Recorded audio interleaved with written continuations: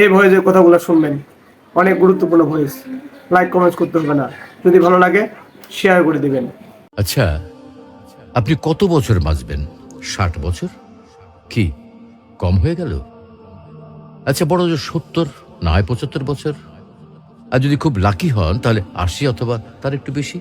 Tick tick করে কিন্তু second সময় চলে যাচ্ছে, আর টুক করে হাতে জমে থাকা সব সেকেন্ড শেষ হয়ে যাবে একদিন।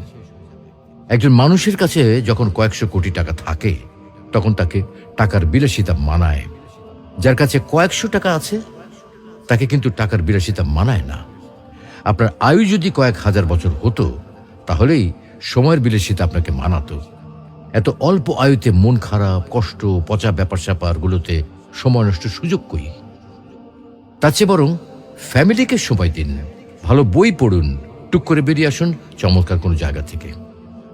রাত জেগে আকাশ দেখুন, ভোরের সূর্যোদয় দেখুন, সন্ধ্যায় পাখিরা কিভাবে ঘরে ফেরে সেটা দেখুন, নদীর ঢেউ অনুভব করুন। একটু ভাবুন, আজকের এই দিনটা যদি আপনার অথবা আমার শেষ দিন হয় তাহলে আপনার আমার পরিবারের কালকে কি হবে? অবশ্যই আল্লাহ দেখবেন, কিন্তু এই পরিবার আর নিজের জন্য যে এত সময় নষ্ট করছি তার কি হবে? তো আসুন আমরা নিজ ধর্ম পালনের মাধ্যমে সৃষ্টিকর্তাকে রাজি ও খুশি করি, হলেও পরকালীন জীবন সফল হতে পারে।